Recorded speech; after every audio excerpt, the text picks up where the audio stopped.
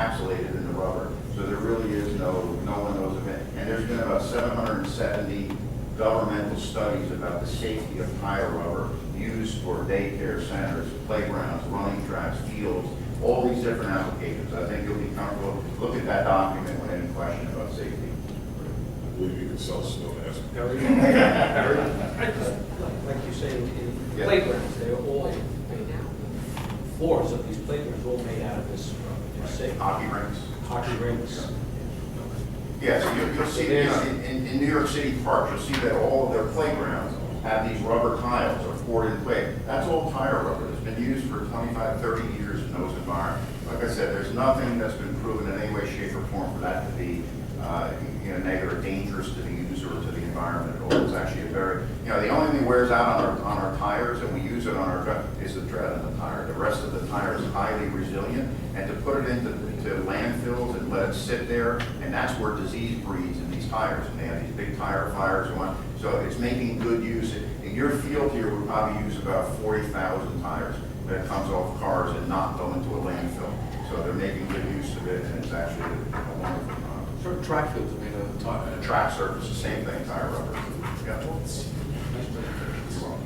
I think, I would just like to say, the direction that we're going is not necessarily astroturf or grass at this point. We just want to bring someone in to explain it and get an idea, because there's people that come up to me that, with kids, that are saying, I want my kids to be more active, and pushing it. So I want him to come in to them, give a presentation, so everyone has an idea. I'm not saying I'm going, I'm with you on the idea. I just want to find out what's best. And there's no decision being made on this yet. I just want to, you did a great presentation, but again, I have a lot of people that are against grass, and I have a lot of people coming up to me pushing it for field, saying it'd be great for our kids to be constantly out there. If it rains 2 hours later, they can get out. So I just want to let you know, we are not deciding on that yet. Probably we're just waiting to get an idea. We wanted him to come in, present it, and that's why he came in. So, Thank you. Appreciate your time, seriously. Thank you. Thank you very much. Good luck. All right. Before we go into closed, I'd take the opportunity to open the meeting to the public. Keep in mind that we'll each have 5 minutes to speak, and we'll try to answer your questions at the end of everybody's 5 minutes. Just to remind anyone out there, the ordinances, they will have their own 5-minute sections. So if you would like to speak about an ordinance, you're more than welcome to do it open to the public, but there will be a 5-minute session for you when the ordinance comes up. So at this time, I'd like to open the meeting to the public. Dan. Linda Farrell, 44 Avenue, and I'm here basically talking about all the construction on Myrtle Avenue. There's some other people from my block who are also here.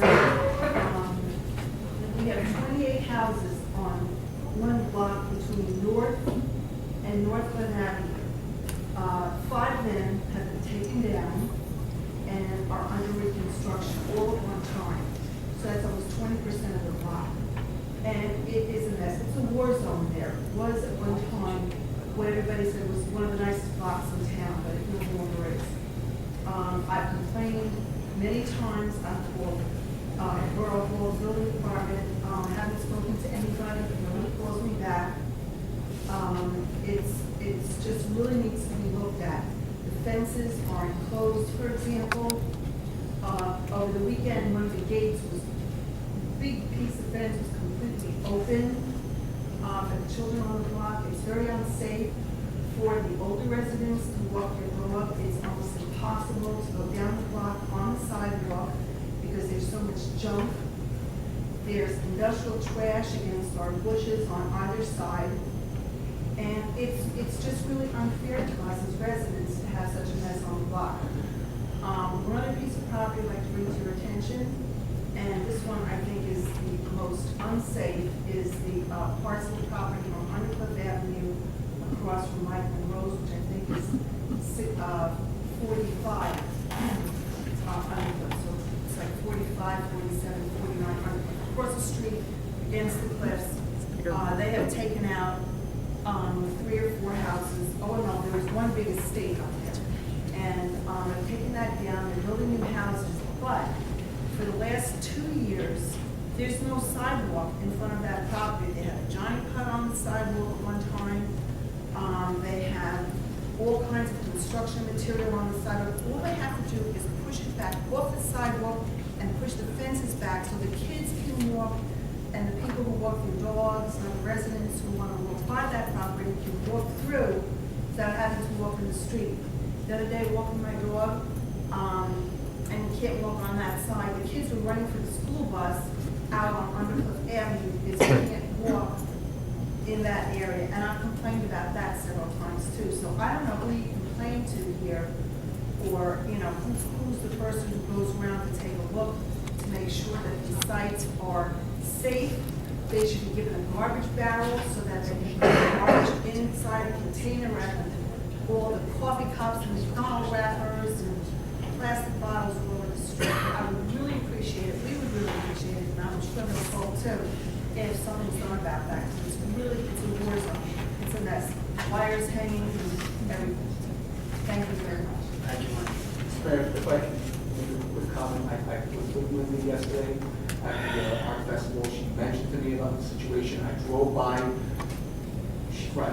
Fences on these job sites are too far out and they're blocking the sidewalk. We need to speak to the contractor, see if they can clean up the frontal portion of the property, and there is no sidewalk access. And I'll contact John next year to go by. Linda, I'll contact our building inspector, John Condelmo, and tell him what was said here. You're right. If it's not safe, he can certainly say something. Murphy is bad enough, it's a mess. But Undercliff Avenue, you can't get by, and the kids. Yeah, I live on Undercliff. I see what's going on there And too. it's really bad. All I have to do is push it, jump back. Thank you. Anyone else wish to be heard? Ed? Hi. Come on up. I need them, yeah, I apologize, I need everyone to come up to the mic because when our transcriber hears the minutes, she's not going to be able to hear you. You hear me? Yes. Okay, great. I'm Pam Burns from 39 Myrtle Avenue. I live across the street from Linda, and I just want to second what she said. It is a disaster area, and anywhere from 19, 24, 26 is on both sides of the street. So you can't walk on the sidewalk, and then you can't walk in the middle of the street because there are so many holes that have been caused by other construction trucks. I was running the other day on the sidewalk because the street was blocked by all of the construction trucks, and I hit one of the fences and fell into the fence, and there's a huge liability issue. You can't use any of the sidewalks, you can't use the street, so please, please help us to remedy this. Okay? Thank you. Sir.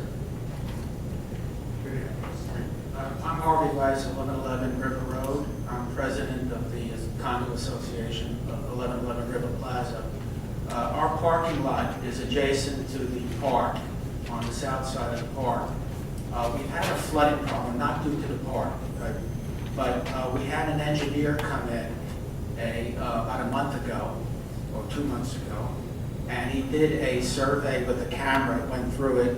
He found some blockage due to the hurricane, and we had that removed, but he also found another blockage to the left, which is in the park. Your DPW came down, they saw the video that he prepared, and they said they realized that there was a boulder there in the park, but they thought that perhaps that property belonged to us, that even though it was in the park, the fence that we have there is not all the way to the end of where our property is. What we would like to find out, though, is that on our property or is it on the town's property? And either way, we have to have that boulder removed because we're still getting flooding. About a few months ago, again, we had to pay money to owners in the building whose cars were ruined.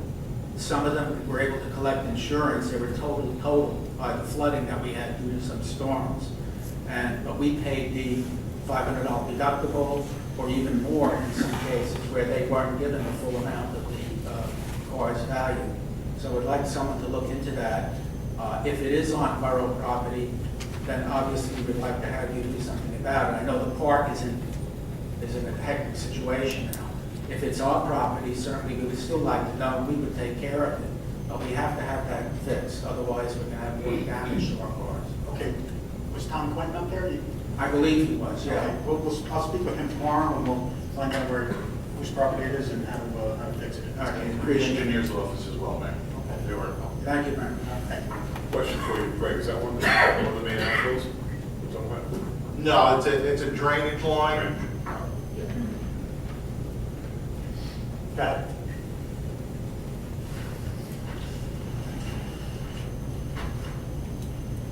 Good evening. My name is Wanda Silva, 39 Meadow Avenue. My question is, where is code enforcement when it comes to all this construction, when it comes to the garbage, when it comes to the safety of the neighborhood? We have elder people, they need walkers to go back and forth in the sidewalk, and they cannot do it because the way everything is done. Nobody is taking a look at it. It's been years that we have this situation. Something needs to be done. With the park, it's been 2 years that we have been waiting for the park to be fixed. 2 long years. And now, everything wanted to be done in 15 days? Maybe with the same person or the same company that created the problem to begin with? I mean, come on. That makes no sense to me. It really doesn't. He created a problem that it has been a problem for 2 years, and you're going to tell me that the same person that created a problem is going to be the person who's going to reap the benefit? I mean, he screwed everybody who lives in Edgewater. That makes no sense. And we are your constituents. You should be looking out for us, for the people that vote for you.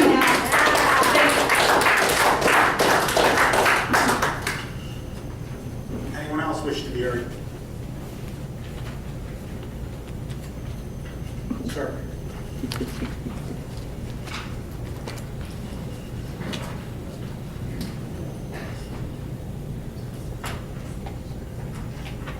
Good evening, Raj Bhandari, 22 Legend Hills.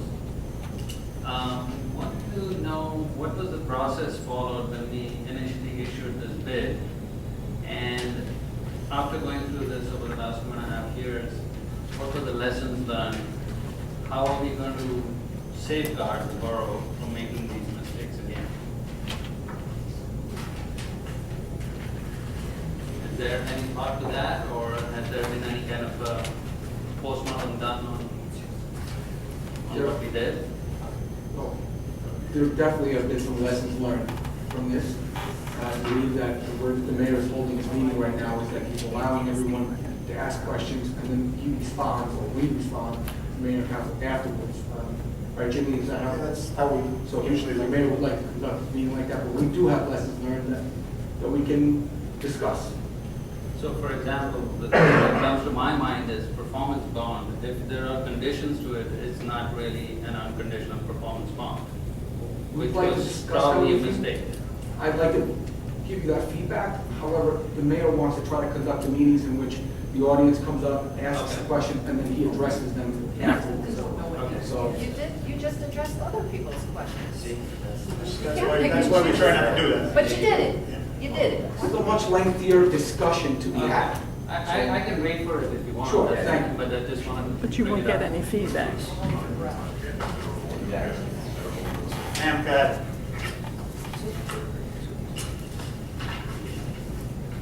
Nancy Zapp for 1203 River Road. I agree with a lot of things that said, but in the meantime, is there anything you can do to the park so it doesn't look like such an eyesore and a dump until we actually get something done? The fence is falling apart in at least 3 places. The weeds are overgrown. I just can't believe you can't, we used to have, even though it was filled with chemicals, we had people in there doing things. So can't they come in and fix it up? So I looked over the park, it's disgusting. And I think you should be able to do something to look better before we get whatever company you get. Danny? Sorry. Dan Rackard, Tenant Avenue, I'm also on the Reg Advisory Committee, and we did talk about entertaining the idea of having AstroTurf at the last meeting, and there was a consensus consensus that we would definitely be interested in it. We needed a lot of questions answered. That's why we came down tonight. Me and Chris came down tonight to see that. We had a couple questions also. That time-wise, I mean, I can address you. Time-wise, as far as planting a field and getting grass versus astroturf, what is the difference in time? I don't know if you can answer that question. And the other question is, could you do the job in piecemeal? Because one of our priorities is trying to get the Little League field, because the Little League field does not have contamination from what we've heard. And if we could get that done beforehand. Other than that, certainly, some of the information we passed on to the committee, we'd love to hear. Thank you.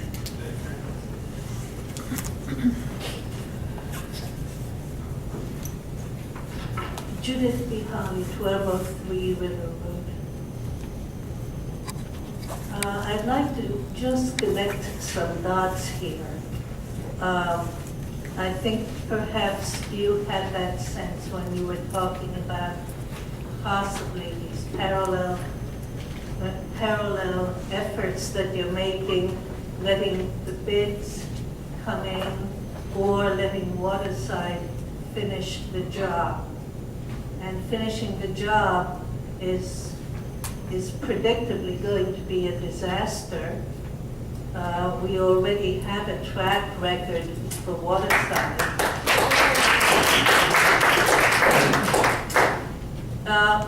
But in the meantime, I'm also concerned, the same way as Nancy was, about the conditions in the park. Because I see the walkway used all the time.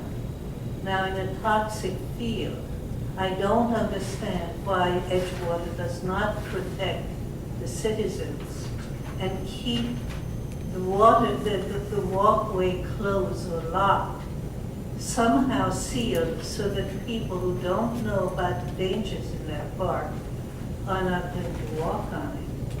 And I'm also concerned about the possible mowing of the grass and the possible cleanup of the conditions in the park, because people working there would also be exposed to it. What the hell is this? So, in some way, I see the politics here, and I'm cynical enough to see that a town that allows the buildup, the overcrowding in the schools, the need for new schools to be constructed by the same developer who doesn't seem to care about this town. Why does he have all these advantages? I'm cynical enough to believe that probably the bids are not going to be granted. They're not going to be really examined. I think it's going to be an automatic act. And I'm very, very sad, because that is a developer that doesn't care. Lets us pay the taxes for the new schools. Doesn't even want for the town itself to be able to enjoy a park. Thank you, Jim. Sir.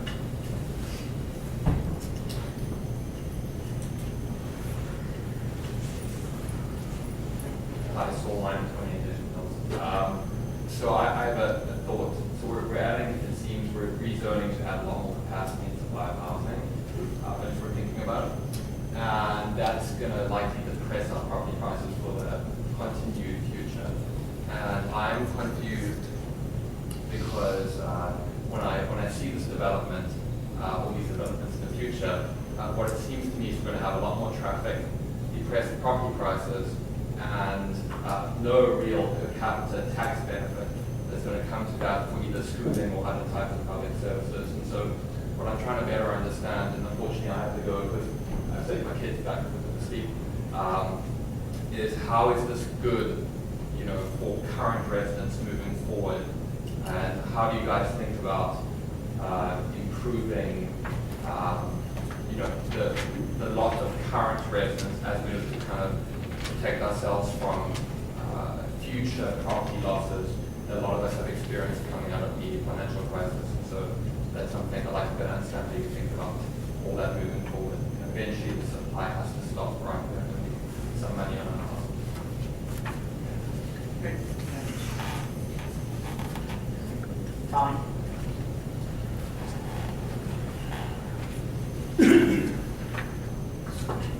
Mayor, members of the council, my name is Tom Tansy, 611 North Avenue, Edgewater. I spoke on at least 2 prior occasions about the acceptance of Green Acres. I went back because the initial investment,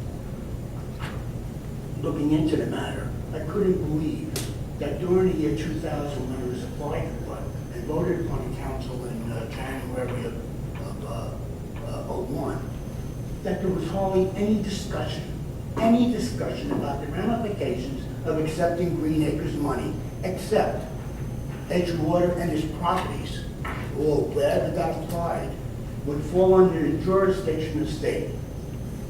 Never heard of a Rossi list before, not until the discussion with the Edgewater colony and the opposition, all right, against the existing docks. The dismantling of the existing dock and the way through the walkway. And that's what it got down to. Never heard of it. When you ask the average Edgewater resident, Rossi list, they never heard of it. But when you tell them that Veterans Field and 36 other properties throughout the community is now under the jurisdiction of the state, they say, what? And it was done not to enhance our children playing at Veterans Field or our seniors walking on the 30-mile track that we put down there. It was to cover a $4 million overrun expense because of the marina. And that didn't include the existing ferry service. When you can't believe that Edgewater residents in your position back then couldn't take the time and effort to think about protecting the American Legion, the rec center that took us almost 8 years to build, the $3 million expense, and the new Little League field, that how many countless of people donate their services. You couldn't subdivide those properties? Those 3 years today, gentlemen, had they been subdivided, there would have been one Little League game lost because of closure. It was because of negligence, pure and simple. Now, the second matter. What happens in the future to the American Legion that generates their revenue based on rentals? It's open to the public. Do they have to pay? What about a scheduling for the rec center? What about the Little League field? A third. Now you have the proponents here, many of them from the independents. 2 of them voted for bringing in Green Acres to Edgewater. One definitely developed a Rossi list without any public input. Now you have the residents of Admirals Walk, and you have the residents of 1111 River Road. Admirals Walk stands to lose 33 parking stalls, their pavilion, and in turn security that affects you folks. If in the event you have the walkway proceeding, you have November, a huge bonus of being put on the ballot for voter approval. If it approved, we also have candidates in town in support of the walkway voting. You will have a chance to, as one of you ladies said, to vote for the walkway. So there is a direct interest because nobody has ever gone above any locality as far as eminent domain. But you elect 2, 3, 4, you got majority. And here comes eminent domain, and you're going to see ramifications, or potential ramifications. The other thing, Mayor, in that perpendicular access, established by Johnson River Conservancy, the DEP, and through cross-county acceptance, Bergen County open space, you have the potential of trails. If you remember 2000, Edgewater tried to establish the old trolley track until the residents come down and see all the disturbance and invasion of what they consider their backyard and their present way of life. You're going to see that as well. Thank you, folks.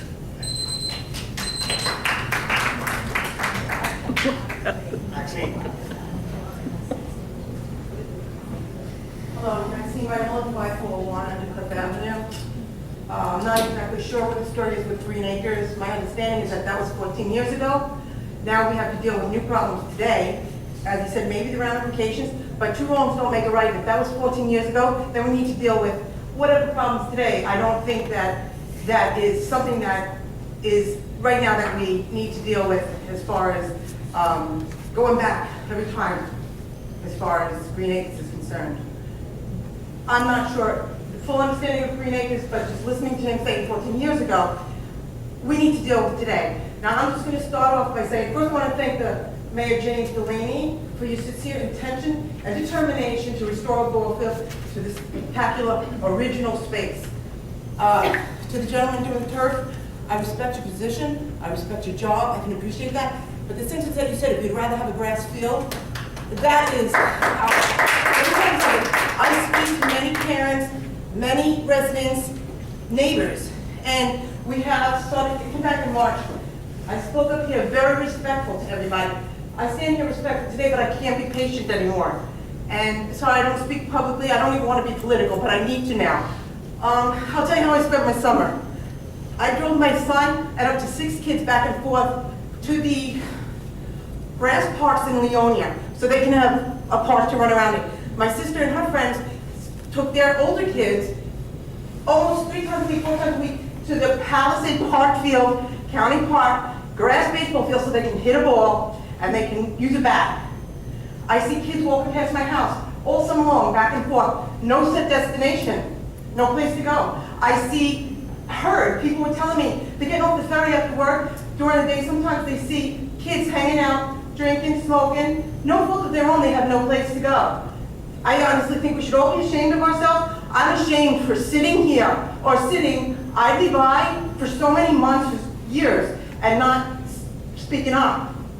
Again, I'm respectful of everybody, but I just want you to know, there are a lot of parents here. There are a lot of residents, and there are a lot of people, my neighbors. We are not getting involved out of respect, but let me tell you something. We want our field back. We want our beautiful original fields, the grass fields, the floral memorial parks, the water fountains that were out there. That's what we want. We deserve that. So I just thank you for listening. I'm sorry I'm so excited, but I want you to know that there are parents like me that are being respectful, and we just need to get it done now, and get it done the right way. Thank you.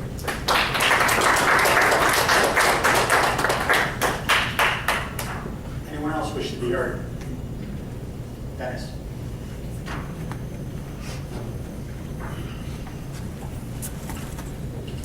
Dennis Gallagher, 18 on.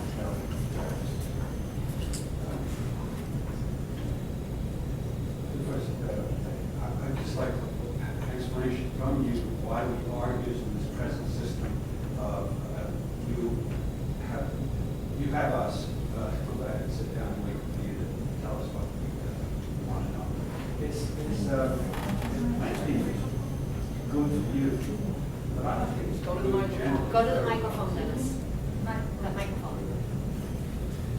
Other than that, I think 3 months ago, I asked if we could get our proceedings televised. And that was 3 months ago. What's happened? Are we going to ever see this? And which provider will we have? And I mean, we should get a lot of detail. It shouldn't just be something that somebody here decides that we're sticking with this. And I appreciate it when you, to the greatest extent possible, explain why we're using this system. Anyone else wish to be heard? Sir. Hi, good evening. My name is David Jang, and I'm at 1 Hudson Park.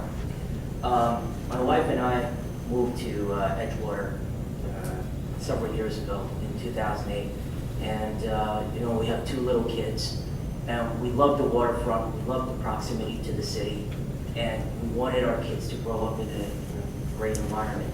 And back then, we actually had a park.